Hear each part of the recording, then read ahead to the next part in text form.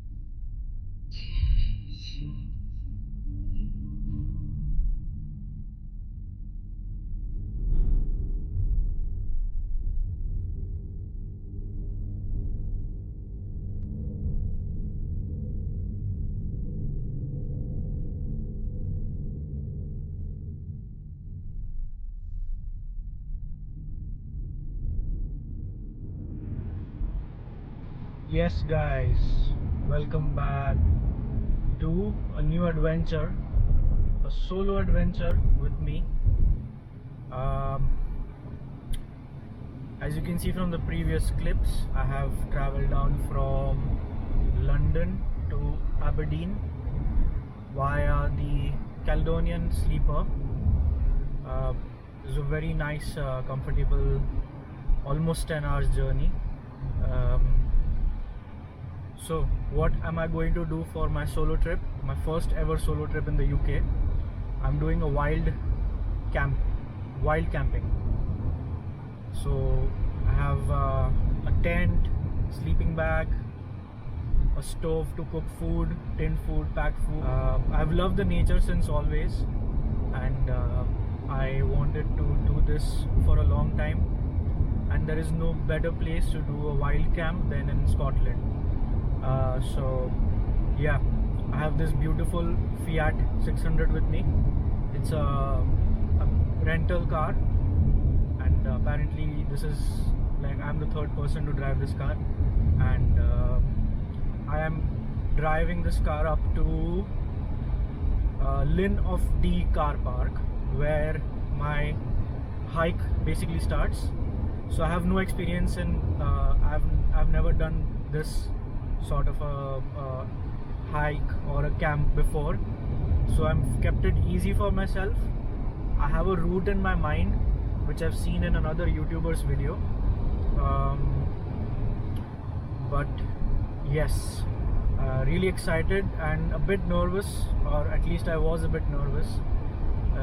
It's my first ever time setting up a tent, and living in a tent for 2 nights is going to be one hell of an experience. So I will share the whole journey, and yeah, let's go.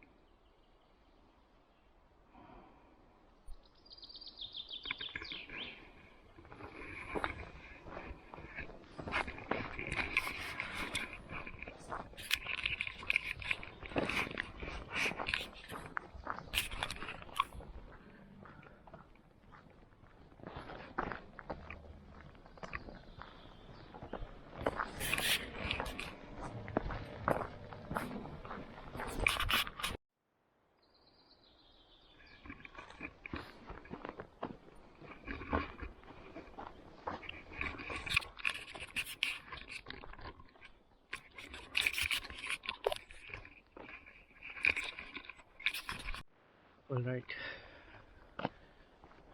the trek officially begins. I had some nice food in the little town, and the cashier there suggested me to have a word first with some local rangers because I'm doing wild camping. So although technically it's allowed, there are some rules and regulations. Basically contacting your rangers, because these lands have different rangers on it, so they are owned by different people. So I went to Mar Lodge, which is, I think, the estate that owns this part of the woods. Anyways, took me 1 hour to figure things out, and then in between that I thought I lost my camera, so I went halfway, phoned them, but I found the camera in the car. Took me half an hour to figure out the parking, but now I finally made it. I'm in the woods. I need to find this place called Derry Lodge, and I need to set up my campsite close to it. Okay, bye.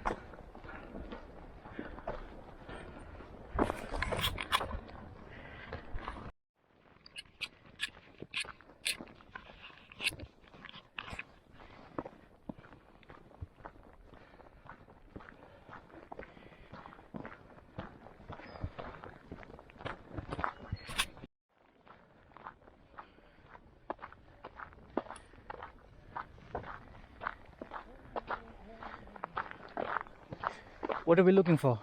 Oh, we're picking heather. Heather? Yeah, for a thatching job. Oh, lovely. Yeah. Nice. See you now. See you. Is Derry Lodge this way? Right up top there, yeah. Yeah, thank you. No worries.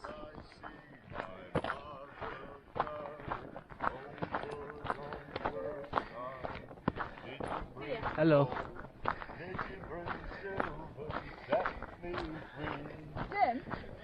Jim?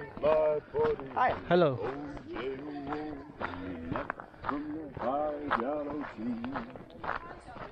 Yeah.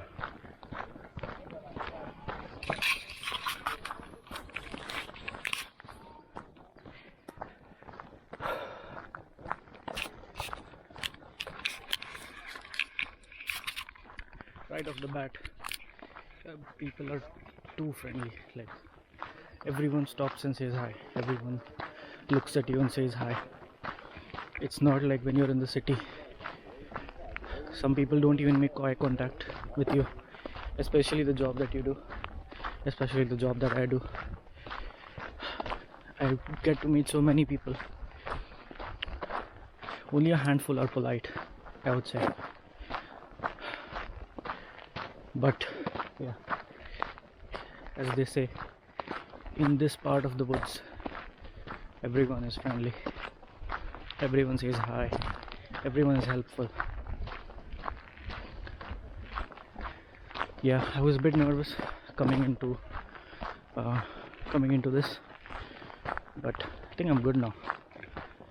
Once I set up camp, I will be even more better. Lego.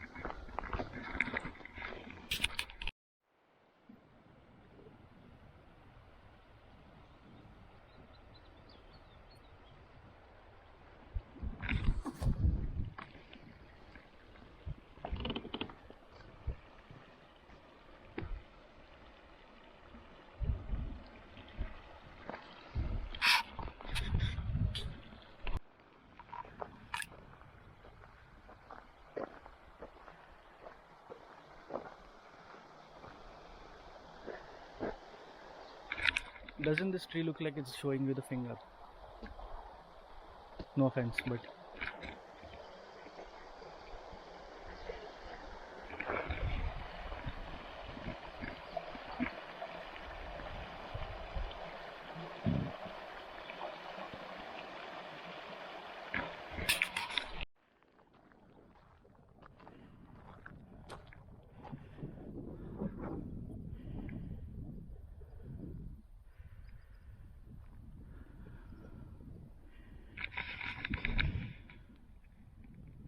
not a single soul here.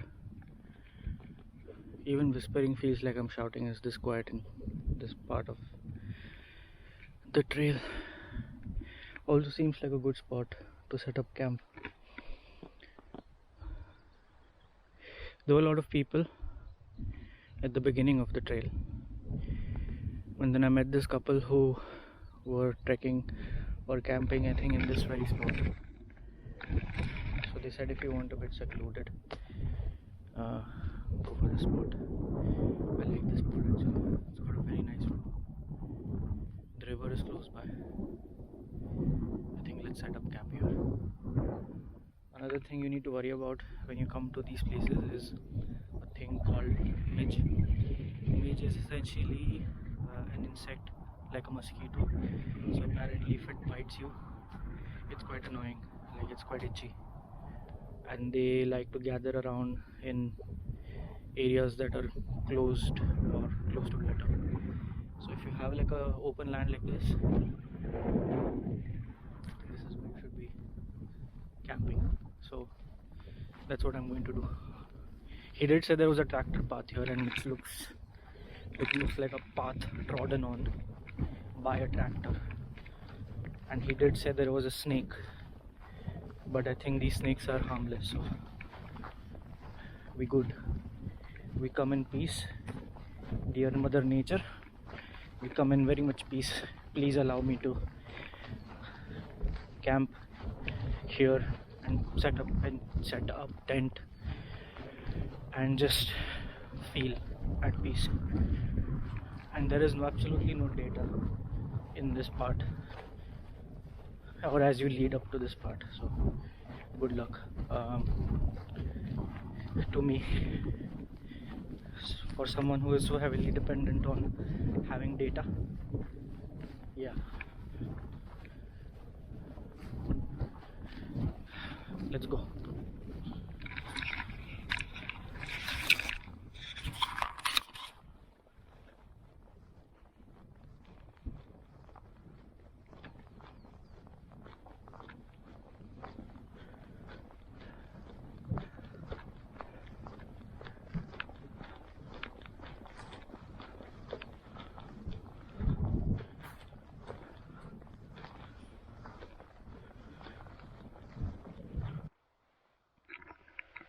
Watch me do something I've never done before, that is pitch a tent.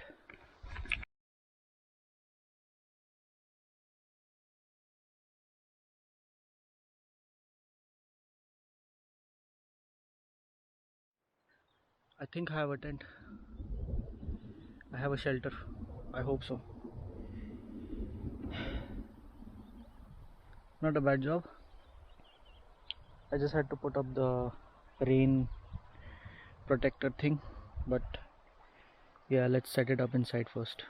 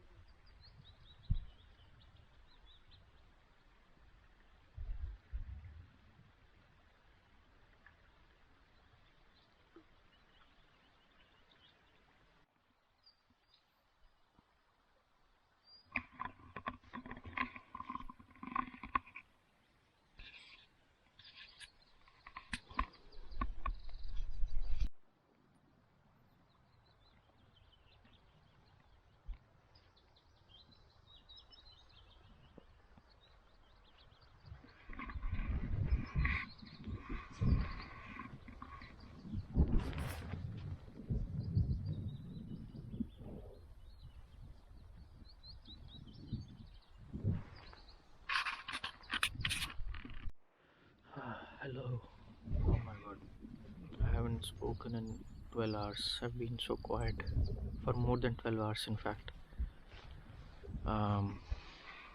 Yeah, it is currently 8:30 in the morning. I had a solid night's sleep because I was absolutely knackered.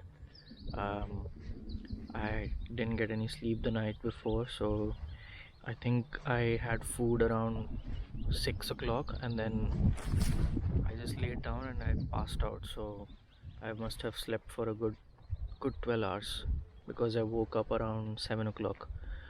And when I say I did a wild camping, I mean wild, like taking a dump in the open, which was my first time. Uh,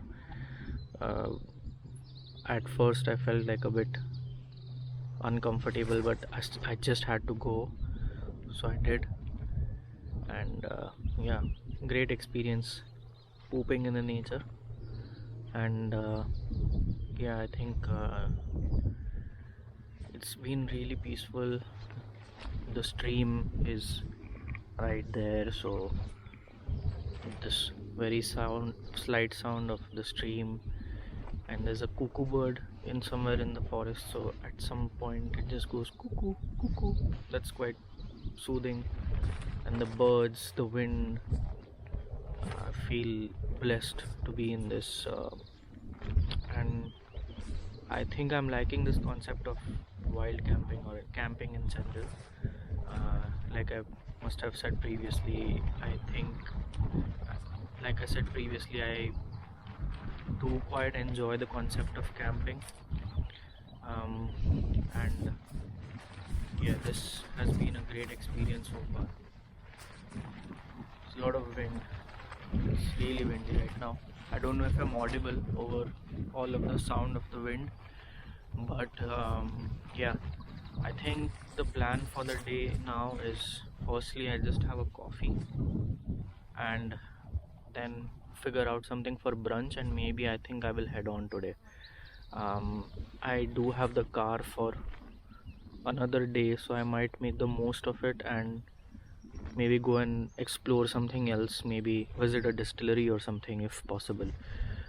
Because Scotland is famous for, the Highlands are also famous for whiskey tours, so I don't know, I'm confused whether I should or should not.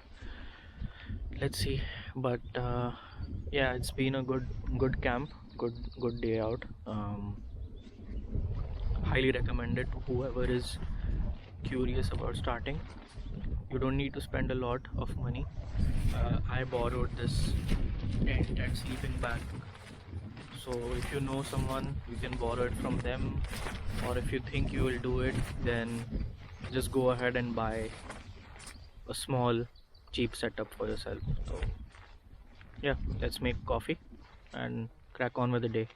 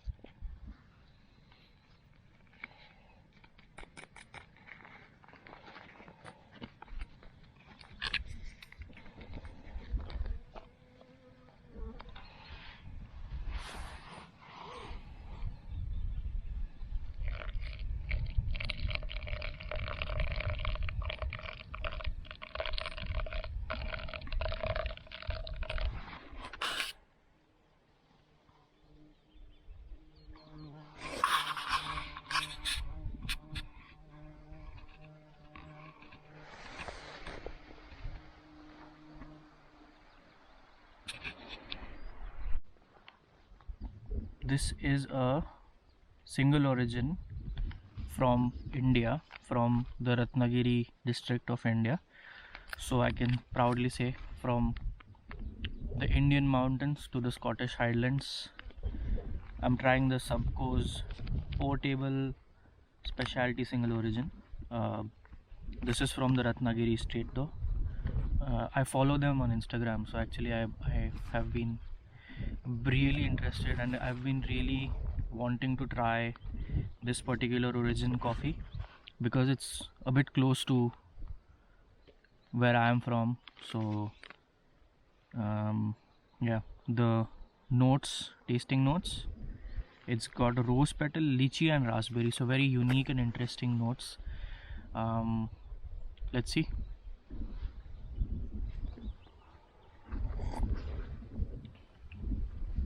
Oh wow, okay.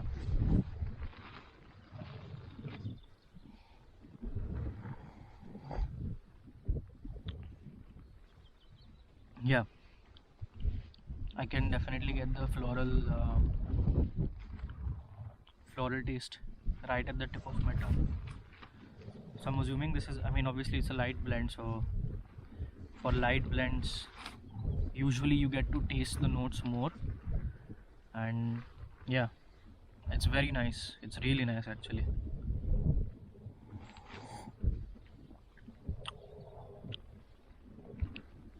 I do get a bit of lychee as well, so floral and fruity at the same time. Oh wow, this is good. Yeah, glad to be trying Subco and Ratnagiri Estates portable. It's a very nice way of having a filter coffee and not having to take a grinder and coffee beans with you as well. So it's very I would say convenient, to say the least. Yeah, cheers guys.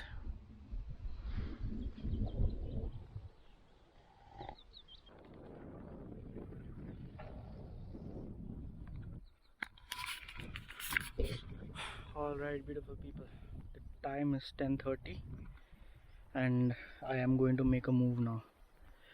I have packed up the campsite. Always leave the campsite as you found it, or even better than you found it. That's what is the code for wild camping basically. That's all my rubbish. I'm going to dump it near the car park.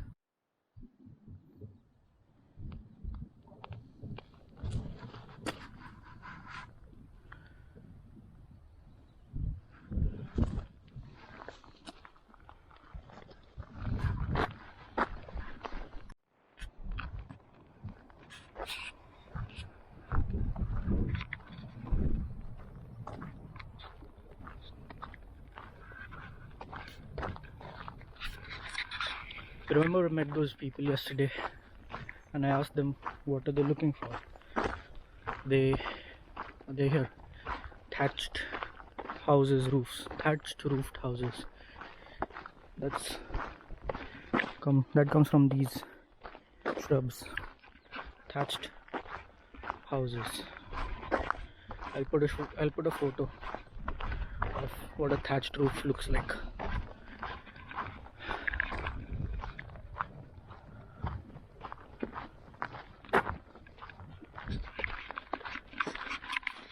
Morning.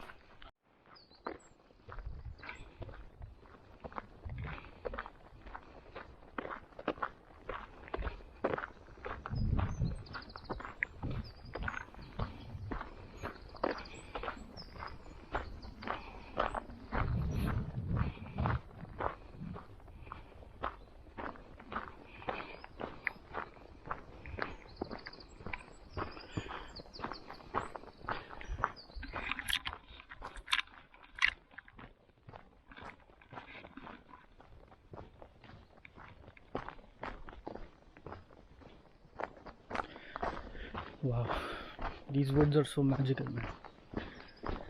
Peaceful, aesthetic, whatever you want to call it.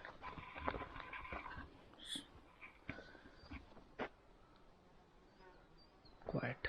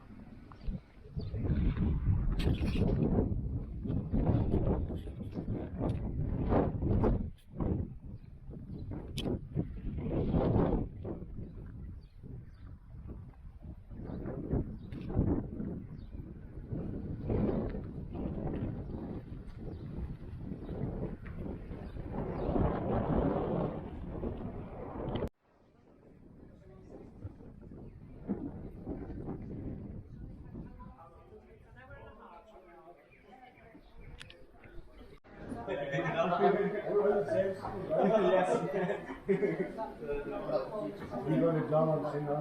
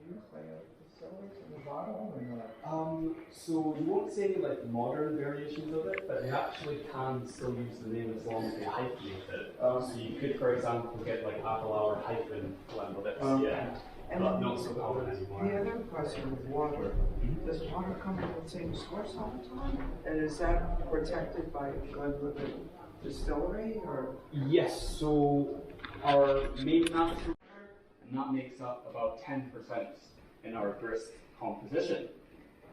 Now, once we have all of our grist, we can then move on to the mashing stage, and this is where we will introduce our second ingredient, water.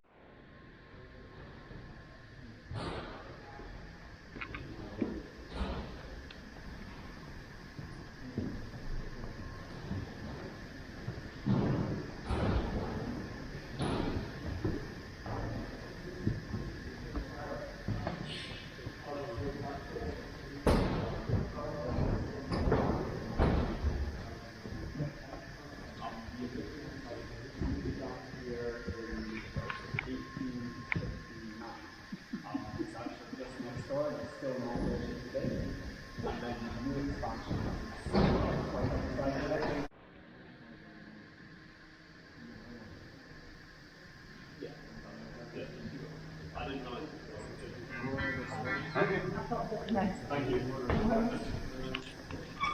So what?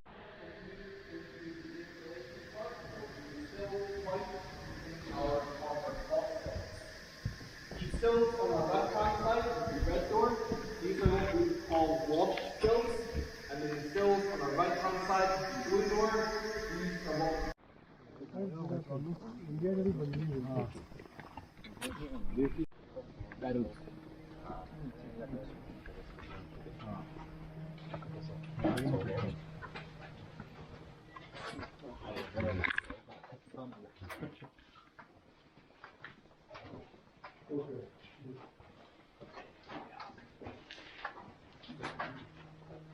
You want the door closed? Yeah. Good man. Good man.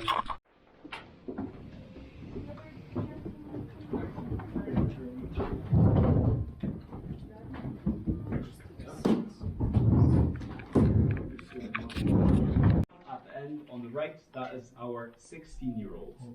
So to begin with, feel free to remove the watch glasses. This will let the whiskies breathe. And if you'd like to have a glass of water as well, we've got bottles. The small jugs are in case you want to dilute any of the whiskies if the alcohol is too strong. And then there's also some local shortbread, which pairs very well with the whiskies too. So whilst tasting the whiskey, I'd first recommend to nose the whiskey, see if you can pick out the aromas that you guys had a chance to nose inside of our warehouse. And then whilst you're tasting the whiskey, I'd recommend to first try it neat as is. However, like I said, if it is too strong, feel free to add a few drops of water until you get that kind of correct dilution that you're comfortable with. So we'll begin with the 12-year-old, just on your left-hand side. Wow. Oh, sorry.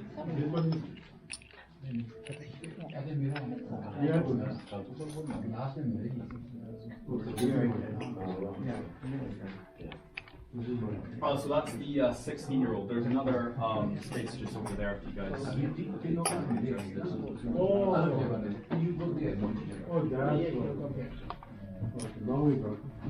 And I will say the sample kits, they are empty, they don't have any whiskey in them, so if you want to take your samples away with you, you just have to pour your samples in yourself. But it's just so guests can still take part in the nosing of the whiskies as well. Okay, thank you. So our 12-year-old Glenlivet, like I said in the warehouse, you'll see that there is the term double oak mentioned. So this refers to the fact that we've used a combination of American and European oak casks. So you can see the colour here. It's got that lovely golden colour, so the majority of the barrels here are our American oak casks. Yay. Yay! And that's why you get a lovely sort of vanilla profile coming through, and also from our new make, the house style here, which we kind of refer to as orchard fruits. So you may taste flavors like apples and pears as well. But during the tasting, please feel free to share your own flavor thoughts. I won't be repeating any of the official tasting notes, as whiskey is highly individual and you guys will be picking up your own flavors from the whiskey itself.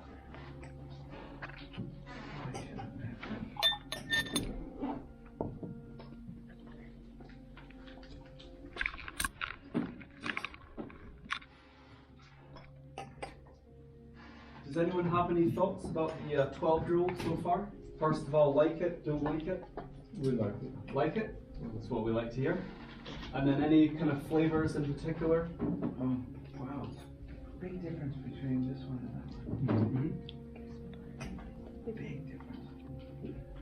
Between 12 and 14. So our 12-year-old, the sample on the left, that's bottled at a strength of 40% ABV, which is our legal minimum. But then you may notice if you've had a chance to nose or taste the other two samples, yeah, they're slightly stronger. So essentially what we've done here is not diluted the whiskey as much as 40% ABV. So I'll now begin discussing the middle sample, but please feel free just to continue at your own pace throughout the tasting. So our 14 in the middle, this is matured in what we call first fill American oak, so no European oak casks. And it's the first time that we've used these American oak casks to mature Scottish whiskey. So they have a lot of flavour available inside of them. They still previously held the bourbon or American whiskey, so you may get the kind of caramel vanilla profile coming through, but it's the first time to mature Scottish whiskey. And this bottle is at a strength of 48% ABV, so you'll pick up the extra alcohol strength on the palate and nose as well. That's strong. That's strong, very strong. That's really strong.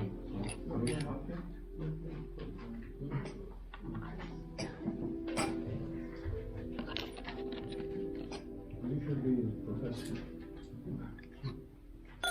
He loves this. That's great to hear. One of the biggest. Very loyal, I'm sure. Yes, it is.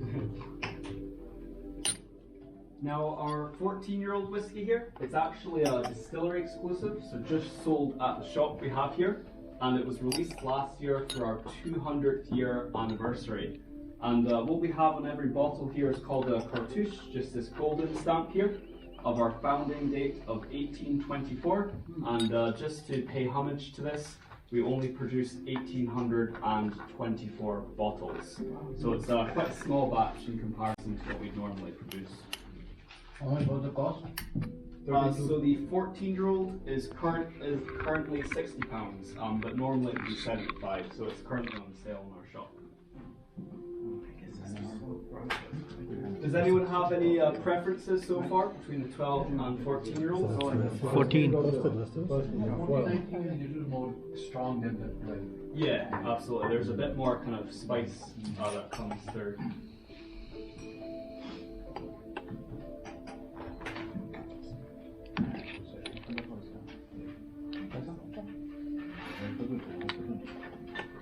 So you get paid to drink them without? Unfortunately, that's just water. But I wish we did.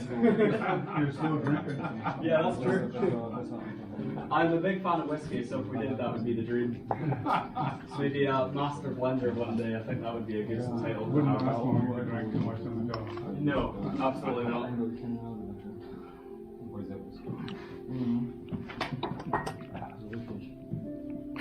So now on to the final sample of the day, our 16-year-old.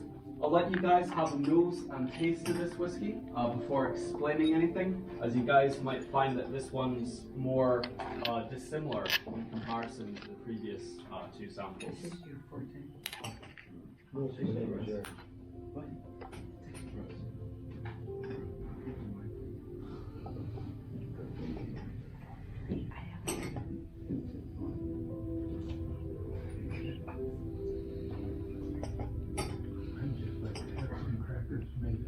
Flour.